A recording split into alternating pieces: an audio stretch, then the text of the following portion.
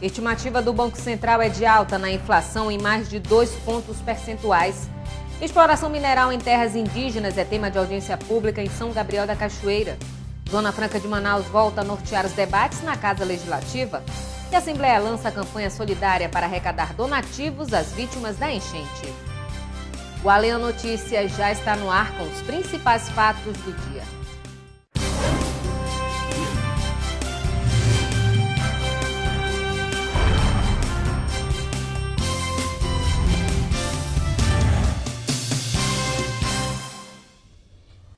Boa noite.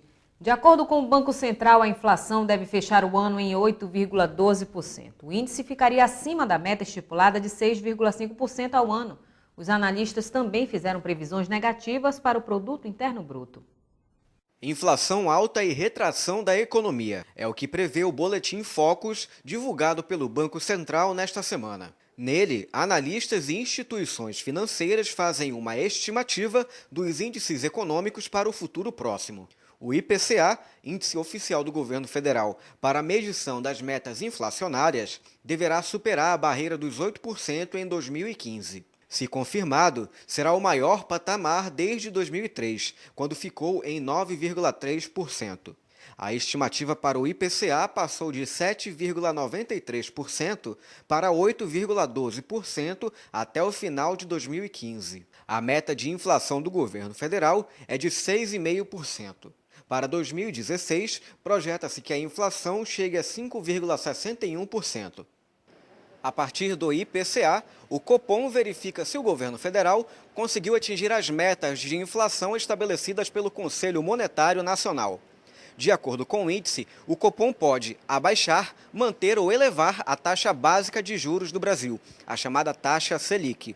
Em termos práticos, quando o IPCA sobe, significa que itens como alimentação, educação e transporte sofrerão reajuste de preços para cima, e então teremos a inflação durante o período. Segundo analistas, a alta do dólar e dos preços de serviços administrados, como telefonia, água, energia, combustíveis e tarifas de ônibus, pressionam para cima os preços em 2015. No caso do PIB, a previsão dos economistas do mercado financeiro passou a ser de uma retração de 0,83% neste ano, contra 0,78% esperada anteriormente. Se confirmado, será o maior encolhimento da economia brasileira desde 1990, quando ela retraiu 4,35%. A piora na projeção do mercado na última semana foi a 12ª consecutiva. A expectativa de recuperação para 2016 também caiu de 1,30% na semana passada para 1,20% nesta semana.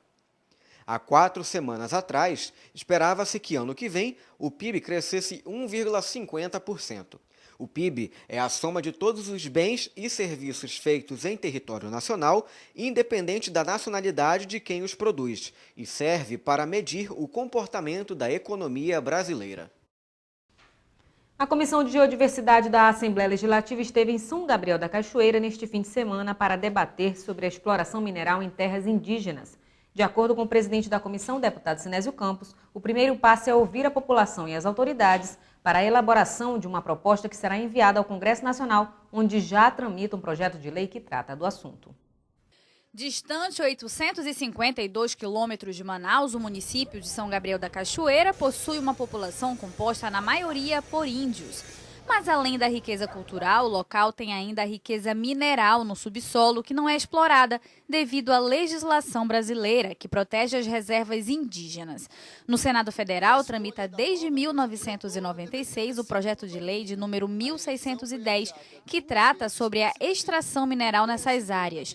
Com o objetivo de contribuir para a consolidação da proposta, o presidente da Comissão de Biodiversidade da Assembleia Legislativa, deputado Sinésio Campos, iniciou uma série de audiências públicas. Aqui saímos já com uma agenda extremamente positiva, já marcamos para o dia 6 de abril, às 2 horas da tarde, uma reunião de planejamento, onde as lideranças e os órgãos que aqui se fizeram presente vão entregar para a Comissão de Mineração, para a presidente da Comissão de Mineração da Assembleia Legislativa, para junto compilar, trabalhar um documento, uma proposta que, por fim, estaremos encaminhando, sim, a comissão especial do Congresso Nacional que está tratando o projeto de lei de número 1610 de 1996, que desde lá tramita, para que a gente possa aprovar um projeto de lei que tenha a cara e a vontade do povo do Brasil e especialmente da população indígena do Amazonas. Durante a reunião, o superintendente substituto do Departamento Nacional de Produção Mineral explicou quais são os potenciais do município. Nesse município nós temos uma quantidade muito grande de rochas cristalinas, rochas que possibilitam a formação de vários minerais metálicos e não metálicos, principalmente pedras preciosas e os óxidos de tanto, nióbio, tungstênio, de estânio, de titânio, enfim.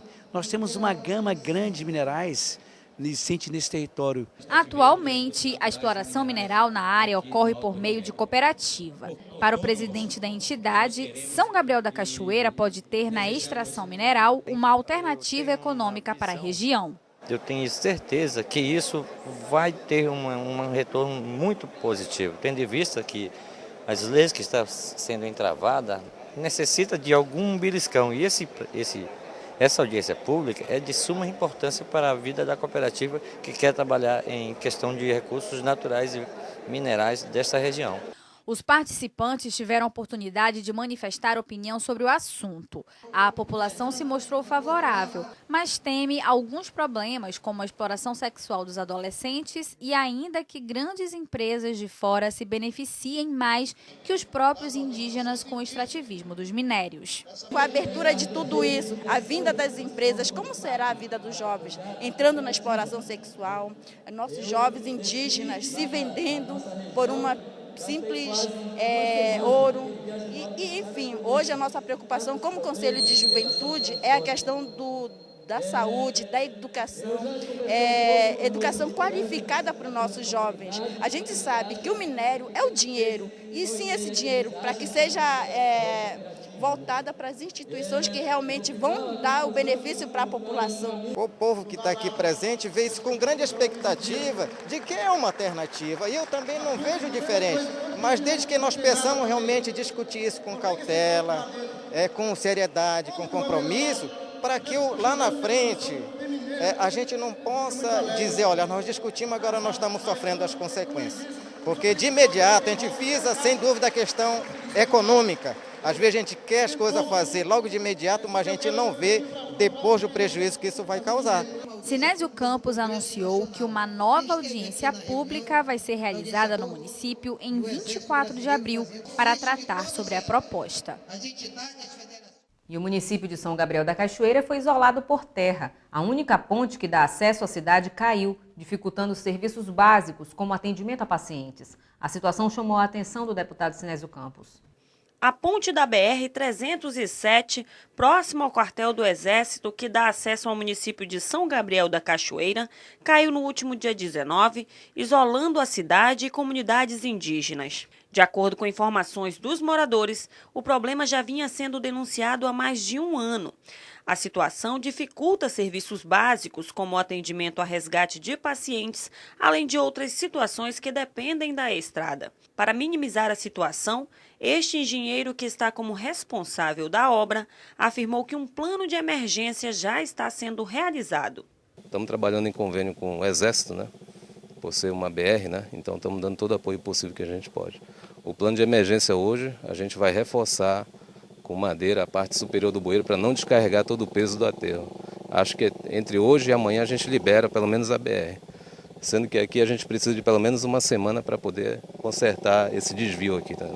Para dar acesso para a população. O deputado Sinésio Campos, que esteve na cidade, visitou o local e presenciou as dificuldades da população.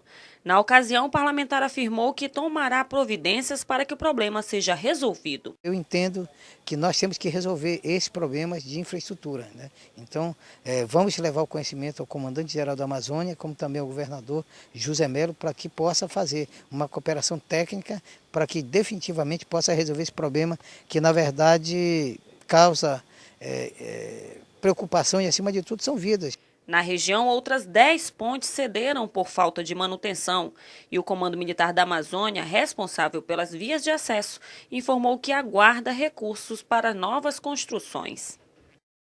O Ministério Público Federal no Amazonas decidiu criar uma força-tarefa para intensificar a fiscalização do abate clandestino de gado no estado e investigar os danos causados pela prática irregular à saúde pública.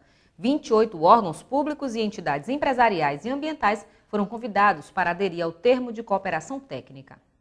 Segundo o acordo capitaneado pelo Ministério Público Federal, os objetivos principais são fiscalizar o cumprimento da Instrução Normativa Interministerial número 6 de 2014, que instituiu a moratória da pesca e comercialização da piracatinga em todo o território nacional pelo prazo de 5 anos, além do combate ao abate irregular e clandestino de bovinos no estado.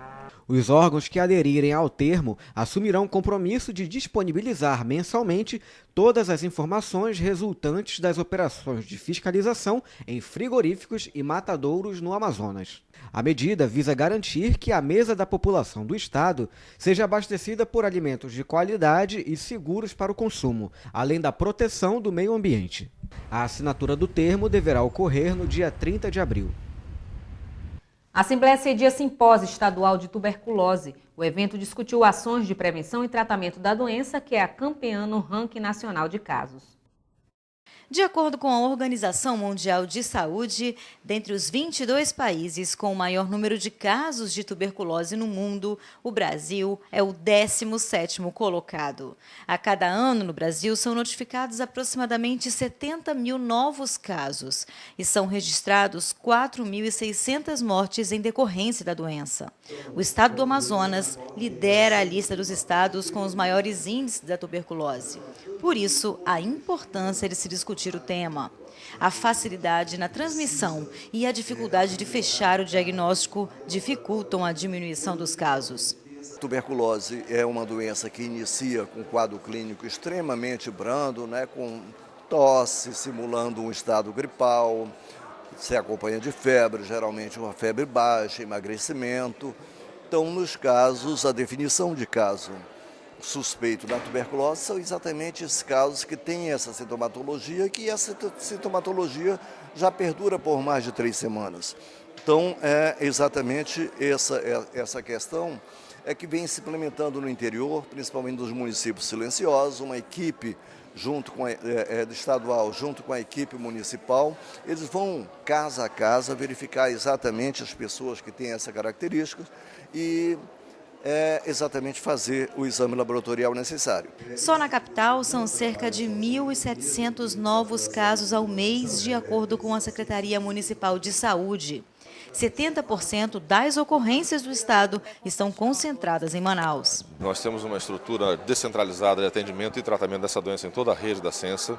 Nós temos um diagnóstico hoje feito através de um teste rápido, um teste molecular muito eficiente, que é feito também em todas essas unidades. E ofertamos, portanto, um tratamento completo a ela.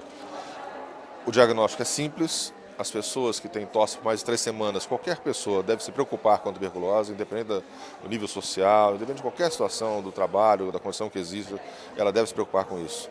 E, portanto, um diagnóstico precoce, levado a um tratamento até o final, a cura é absoluta. Com 15 dias já não transmite mais, vida normal. O estigma sobre essa doença não existe mais. O município de Parintins fica em segundo lugar em números de casos de tuberculose. Além da prevenção, equipes de saúde da família realizam a busca ativa de novos casos, visitando comunidades. A partir do ano de 2009, nós criamos uma política, através da estratégia, das equipes da Estratégia de Saúde da Família, do antigo PSF, que assim, protocolos estabelecidos, fluxogramas estabelecidos, TDO trabalhado corretamente na comunidade, acolhimento necessário para que o paciente comece a se sensibilizar da importância do tratamento na vida dele, na família dele, pacientes comunicantes testados para a prova tuberculínica e também para exames de imagem, para complementares, para ver se realmente como é que está a saúde dessa família. O tratamento da tuberculose tem a duração de 6 meses e logo nos primeiros meses o paciente já apresenta melhoras. O problema é que 60% das pessoas, quando se sentem melhores, abandonam o tratamento e voltam a transmitir a doença. Entre as populações mais vulneráveis estão os indígenas, pessoas com privação de liberdade, portadores de HIV e pessoas em situação de rua. Você acompanha no próximo bloco. Zona Franca de Manaus volta a nortear os debates na Casa Legislativa e a Assembleia lança campanha solidária para arrecadar donativos às vítimas da enchente. Casa Legislativa Amazonense. Assembleia Legislativa do Amazonas, cuidando da nossa gente. Curtir, compartilhar, repercutir, postar. Novas conexões que ligam pessoas em qualquer lugar do mundo. Cada vez mais conectado, o Brasil é o 4º país em número de usuários das redes sociais. Sempre inovando, o Superior Tribunal de Justiça conquista milhares de seguidores na internet. A marca é resultado da linguagem simples, atraente e acessível no Twitter, no Facebook e no YouTube. Onde tem o nome do STJ, tem informação segura, confiável, tem cidadania. No Facebook, milhares de pessoas levaram a página do STJ ao primeiro lugar entre os tribunais mais acessados no mundo. No YouTube, novos programas, entrevistas, documentários e reportagens especiais. E no Twitter, informação curta, rápida, atualizada. YouTube, Twitter, Facebook, o Superior Tribunal de Justiça acredita nas redes sociais e leva a cidadania até você. Superior Tribunal de Justiça, o Tribunal da Cidadania. Presidente Dilma Rousseff sanciona novo Código de Processo Civil. A ação deve dar mais celeridade ao Judiciário. E ainda, o Congresso Nacional aprovou o orçamento para 2015. Essas e outras notícias agora no Bancada Parlamentar com a jornalista Adriana Araújo.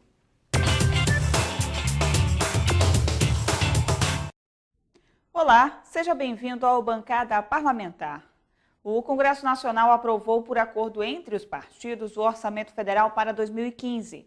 O projeto, que irá agora para a sanção presidencial, prevê mais de 12 bilhões de reais para emendas individuais de deputados e senadores. O maior valor já consignado para este tipo de ação na lei orçamentária. O número inclui os 268 parlamentares que estrearam no Congresso neste ano e que ganharam o direito de apresentar, cada um, 10 milhões de reais em emendas, e os que apresentaram durante a tramitação do projeto na Comissão Mista de Orçamento em 2014. Estes tiveram direito a mais de 16 milhões.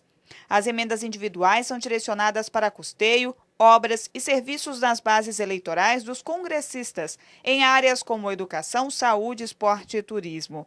Metade do valor destinado pelos parlamentares estreantes e pelos antigos foi obrigatoriamente para ações de saúde nos municípios. O Congresso também promulgou a emenda constitucional que obriga a execução das emendas individuais ao orçamento.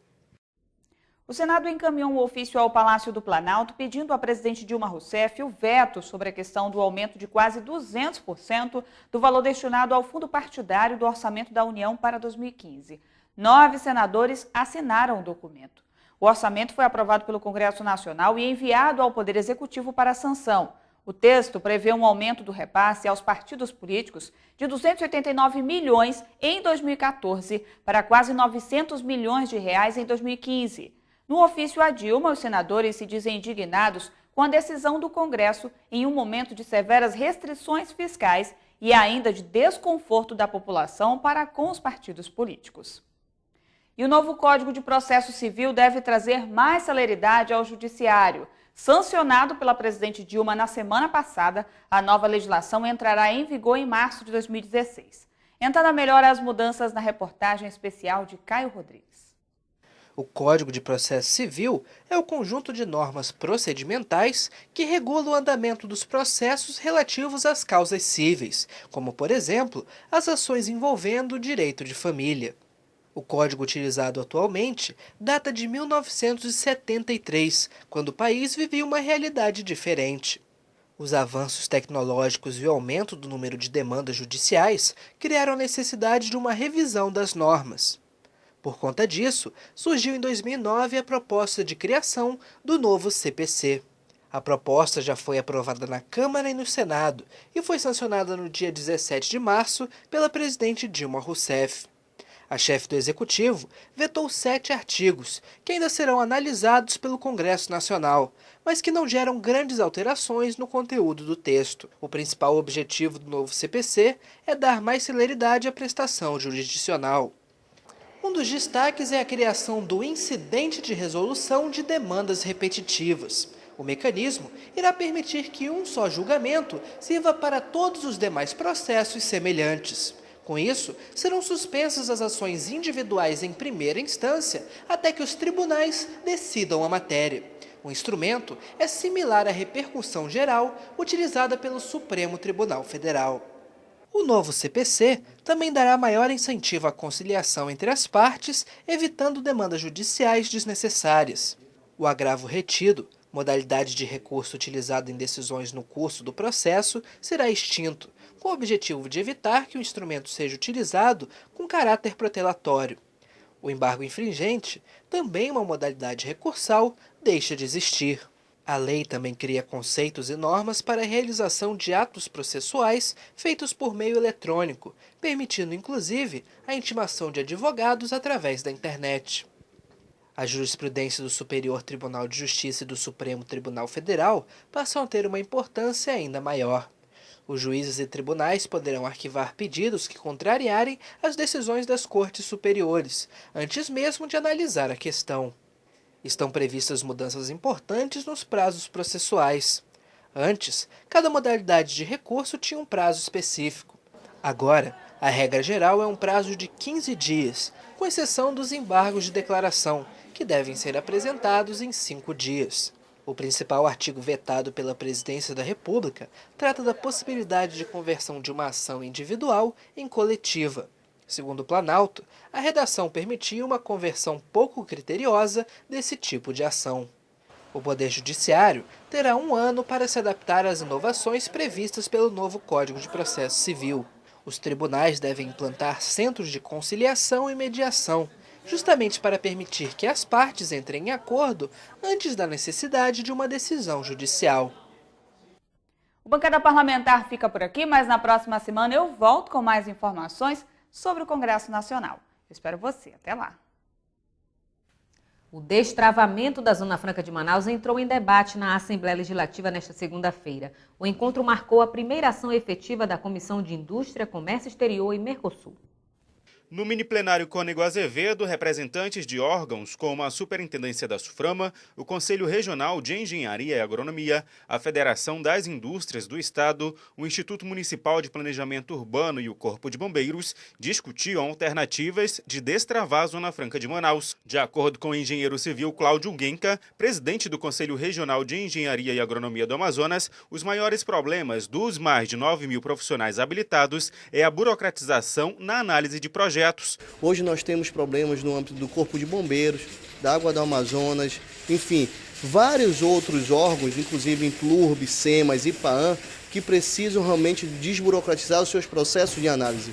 Desburocratizando, você gera uma economia mais rápida, uma aprovação de projetos mais rápido e, consequentemente, o início de uma obra, seja no mercado imobiliário, seja de obras industriais, que gerarão, sim, economias tanto para o Estado quanto para o município. Já para o presidente do Sindicato da Indústria da Construção Civil, Eduardo Lopes, a demora na emissão de licenças para a implantação de indústrias faz empresários desistir de investir no Amazonas. Esse é o maior problema para a gente iniciar uma indústria no distrito industrial. Então passa por todo esse processo.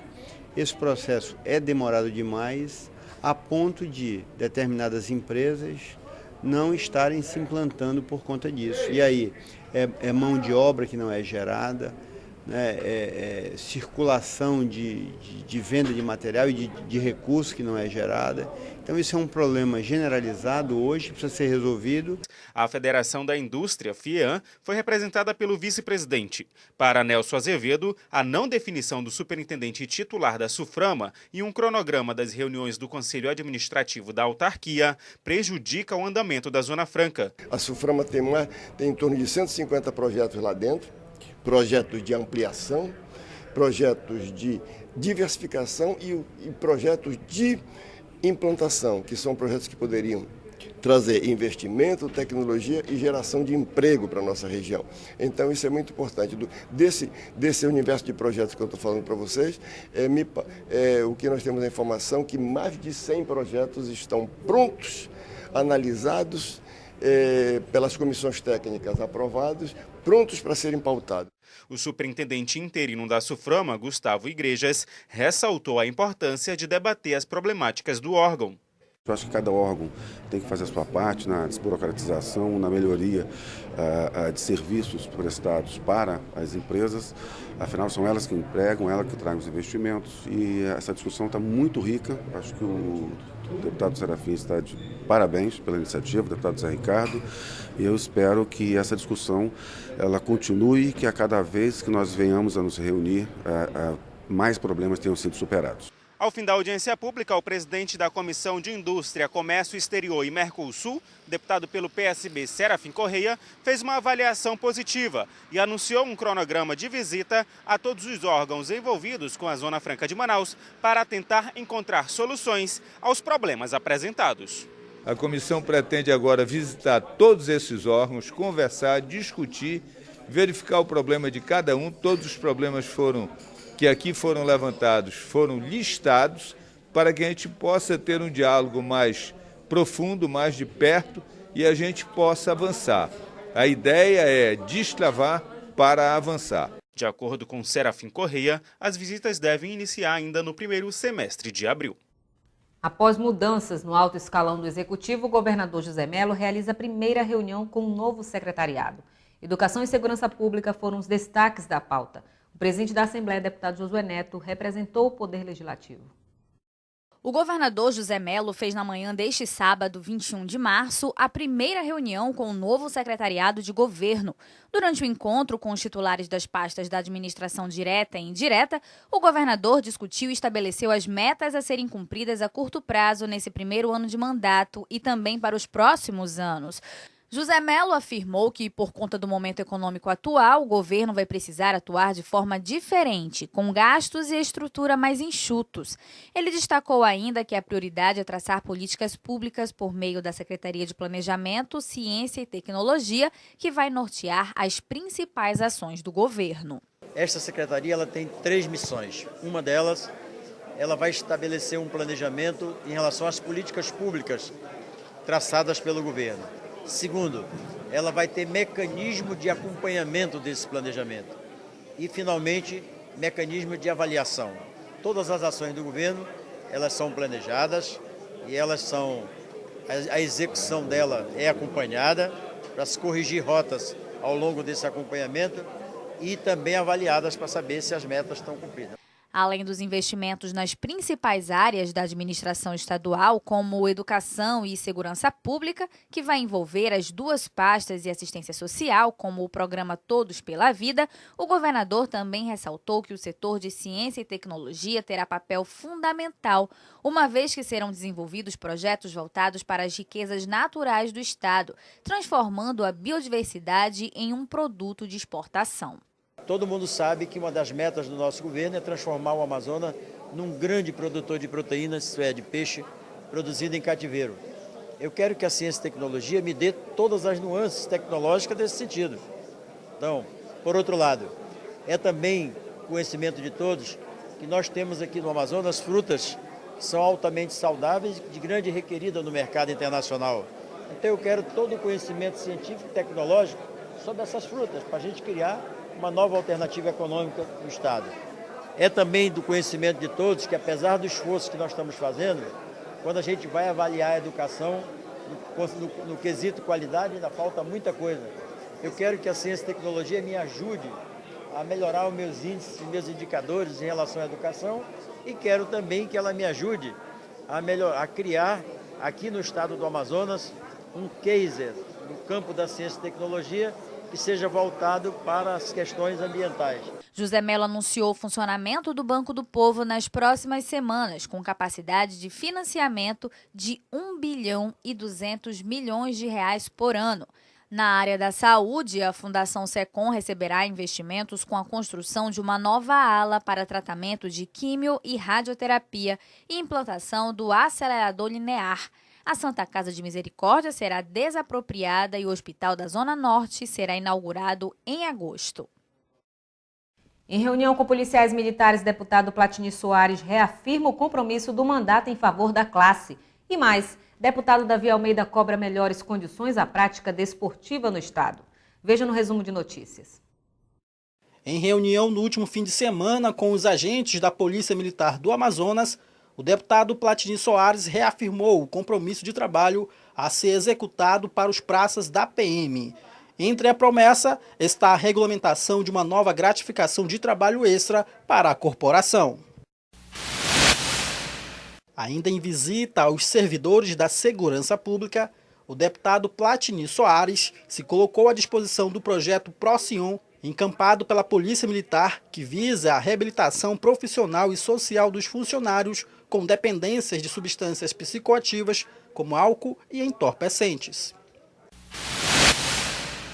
Na instalação da Comissão de Esporte da Assembleia Legislativa, o deputado Davi Almeida, membro titular do grupo, destacou que vai proporcionar melhores condições à prática desportiva com intercâmbio entre as entidades e o Legislativo. O deputado Adjunto Afonso visitou no último fim de semana 2 municípios da Calha do Purus, atingidos pela enchente deste ano, Boca do Acre e Pauini. De acordo com o parlamentar, o objetivo foi verificar as ações da Defesa Civil do Estado aos afetados. As medidas de preservação da água entraram em discussão. A Comissão de Meio Ambiente da Assembleia realizou uma audiência pública que ocorreu no Instituto de Pesquisas da Amazônia. Os problemas e possíveis soluções para a utilização dos recursos hídricos do Amazonas foram debatidos na audiência pública sobre gestão da água, realizada pela Comissão de Meio Ambiente em parceria com o Instituto Nacional de Pesquisas da Amazônia, INPA. O evento reuniu cientistas, ambientalistas, comunidade acadêmica e sociedade civil organizada para uma discussão sobre a preservação e uso racional da água. Nós temos igarapés poluídos em Manaus, em Itacoatiara, em Manacapuru. Nós temos a perda da qualidade de vida das pessoas que hoje não podem ter lazer com as suas famílias como tinham no passado aqui na nossa cidade. Nós temos a contaminação de lençóis freáticos que prejudicam o turismo, porque quando você recebe um turista e leva para o Parque Jefferson Pérez, para o Parque do Mindu, e ele percebe, sente o odor, a sujeira, o lixo, você espanta a atratividade turística, você tem aquele turista com a impressão negativa da cidade, até mesmo nos locais onde foram feitos investimentos. Nós precisamos também preservar a saúde. Água limpa, água de qualidade representa a saúde. O presidente da Federação de Agricultura e Pecuária do Estado do Amazonas, FAE, destacou que no estado, alguns produtores rurais já se utilizam de tecnologias de irrigação, que permitem a melhor utilização dos recursos hídricos. A técnica da irrigação ela é muito importante, principalmente porque nós estamos vendo aqui no Amazonas que mais do que nunca, agora com essas grandes cheias, aí, com essas alterações climáticas, as áreas de várzea, que são as áreas mais férteis que nós temos, elas estão cada vez menos disponíveis durante o ano para a utilização para fins agrícolas. Então nós vamos ter que investir, apostar na produção de alimentos em terra firme. E para essa produção de alimentos, principalmente na época que não é a época chuvosa, a irrigação é muito importante para manter as condições ideais de fertilidade do solo para a produção agrícola e pecuária. O INPA também tem atuado para garantir o melhor aproveitamento da água. Entre os projetos que estão em fase de desenvolvimento, há um que vai beneficiar regiões isoladas, permitindo a utilização de filtros produzidos a partir do caroço de Tucumã. Utilizando caroço de palmeiras da Amazônia, principalmente do Tucumã, que nós temos muito caroço jogado fora, que vai inclusive entupir bueiros e causar problemas de inundação nas cidades. Então um dos projetos muito interessantes é utilizando, por exemplo, o caroço de Tucumã para fazer um filtro para águas que sejam de péssima qualidade, né? Esse filtro vai tirar cheiro da água, vai tirar substâncias em suspensão, então vai dar mais transparência para a água. E como o caroço dessas palmeiras, né, no caso do Tucumã, é muito rico, porque é a parte da planta de reprodução, muito rico em nutrientes, a água, depois de passar por esse filtro, vai ter uma melhor qualidade em termos de nutrientes. O deputado Luiz Castro deverá apresentar um projeto de lei para estimular a preservação das nascentes de água no estado do Amazonas. E no dia 22 de março é comemorado o Dia Internacional da Água. A data foi instituída pela ONU para conscientizar a população quanto ao desperdício. Neste domingo, a Comissão de Meio Ambiente da Casa Legislativa Amazonense realizou uma visita ao Parque Nascente do Mindu, na zona leste de Manaus. A história do Parque Nascente do Mindu começou há 9 anos. À época, mais de 100 famílias das comunidades Santa Bárbara e bairro Jorge Teixeira tiveram suas casas desapropriadas com o intuito de preservar a mata ciliar das nascentes do Igarapé do Mindu e a biodiversidade do local. São 16 hectares, é um fragmento florestal muito importante para a cidade e aqui a nascente, nós temos 3 nascentes aqui nesse parque do Mindu, ou seja, é uma área muito importante. E hoje também nós estamos lançando aqui um programa de educação ambiental denominado Ecoparque. Na verdade, esse programa ele já vinha sendo executado desde o ano passado, mas nós estamos agora aprimorando ele, que é exatamente para que a comunidade tenha uma melhor informação. Como a preservação da área está garantida pelo poder público, é necessário que a população contribua, evitando o descarte de resíduos nas proximidades do Igarapé. Ocorre que ao longo dos anos o Parque do Mindu ele foi degradado. Entendeu? Então, inclusive a própria prefeitura hoje desenvolve um projeto chamado ProUrbs, que exatamente visa esse processo de recuperação, a retirada de algumas famílias, o melhor reaproveitamento das margens, né? E nós intensificamos esse trabalho. É um trabalho muito grande, mas na verdade é o seguinte, como ao longo do tempo essa situação cresceu, então hoje realmente o poder público, ele, na medida do possível, ele vai fazendo todo o trabalho para ver se minimiza esses impactos. O presidente da Comissão de Meio Ambiente da ALEAN, deputado Luiz Castro, vê como positiva a iniciativa de preservar as nascentes e acredita que um dia todo o percurso do Igarapé será revitalizado. A iniciativa primeira foi a de preservar as nascentes, foi um trabalho importante feito pela Prefeitura na época do ex-prefeito Serafim, da secretária Luciana Valente, e agora a gente tem esse cuidado redobrado porque o município está fazendo o trabalho também para recuperar toda a orla do Mindu e recuperar, portanto, a vitalidade do Igarapé, que é símbolo de Manaus, inclusive por conta do Parque do Mindu, um parque muito bonito ali no Parque 10, mas as águas ainda poluídas. Nós precisamos, portanto, não só apoiar a preservação das nascentes, mas estimular a preservação de outras nascentes na capital, no interior, e apoiar o trabalho do município com recursos federais de recuperação de todo o Mindu, para que um dia as pessoas possam novamente desfrutar do Mindu como foi no passado. O parlamentar destacou que os desafios ambientais enfrentados pelo Estado ainda são muitos. Cuidar das outras bacias hidrográficas que não estão ainda destruídas. O Tarumã, que está parcialmente poluído, e o Puraquequara, que está bastante ameaçado. Nós precisamos trabalhar isso em paralelo, nós precisamos que o governo do estado e a prefeitura façam uma ação integrada com a participação da sociedade para que nós não permitamos que o Tarumã seja totalmente destruído, já tem áreas bastante poluídas, e que o Puraquequara seja preservado. Então, nós não podemos nos orgulhar, como o poeta Tiago de Mello diz, o Amazonas é a pátria das águas, mas nós não vamos poder nos orgulhar em Manaus de sermos a capital da pátria das águas com as nossas águas todas poluídas. Para comemorar a data e a criação do parque, crianças da comunidade se reuniram para participar de atividades educativas e cantar os parabéns.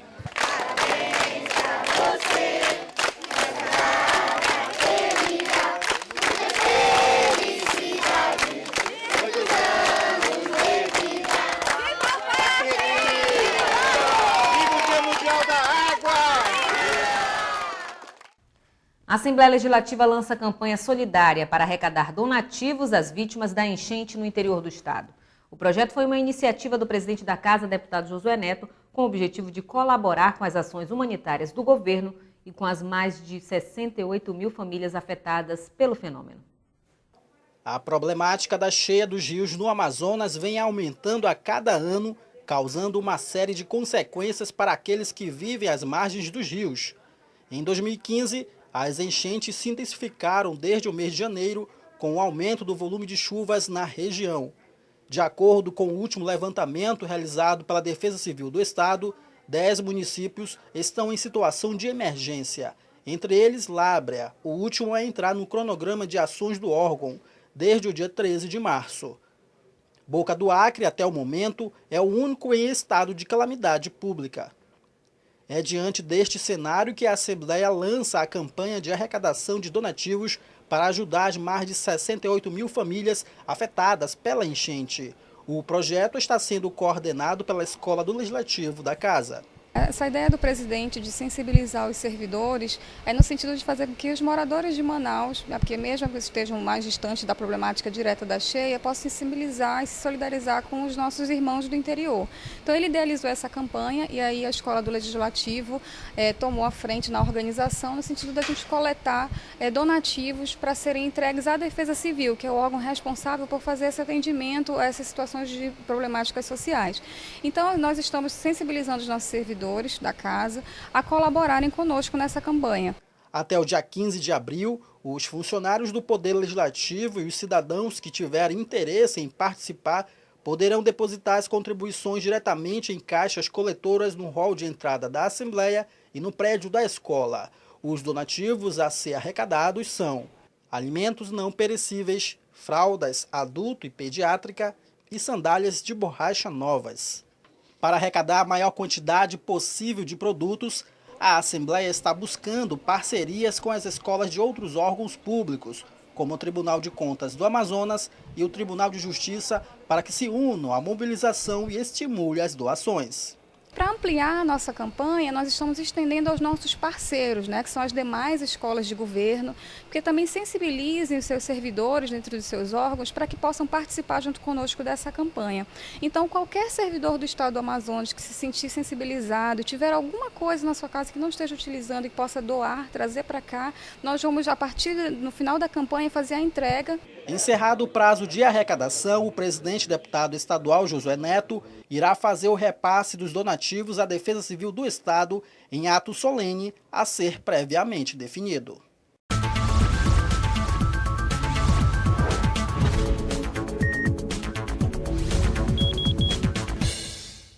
No quadro de hoje, você vai conhecer o site da Fundação Laço Rosa, que é voltado para informar sobre a detecção precoce e combate ao câncer de mama. Conecte-se!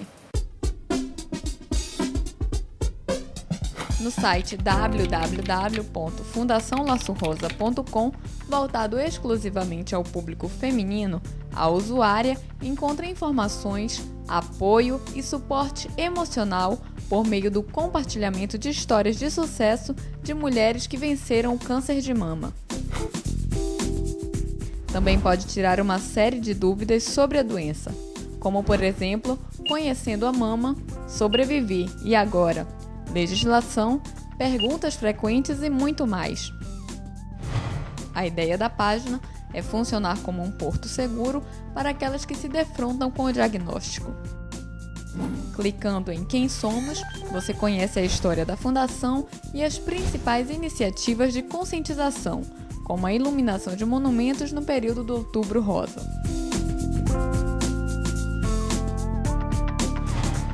Em Carta da Fundadora, você pode ler o relato da idealizadora do projeto e sua história de luta contra o câncer de mama. Acessando a aba Vitoriosas, a internauta pode enviar a sua história de superação da doença e inspirar outras mulheres que passam pela mesma situação. Em links, há uma lista de sites nacionais e internacionais que tratam sobre o assunto. O avanço da doença e a realização do tratamento fazem com que as mulheres percam os cabelos. Para doar ou solicitar perucas, clique em Banco de Perucas. No caso de solicitação, é necessário preencher um formulário com algumas informações básicas, como nome, idade, endereço. Também é necessário anexar fotos atuais e o laudo médico. Fique por dentro das principais ações da Fundação. Cadastre seu e-mail no link Eventos. Em imprensa, há matérias veiculadas sobre a Fundação em diversos jornais. Se quiser ajudar a entidade, acesse o link Doe Aqui e ajude contribuindo para que a organização continue atuando na articulação e formulação de políticas públicas de atenção à saúde da mama. Para saber mais, acesse www.fundaçãolaçorosa.com.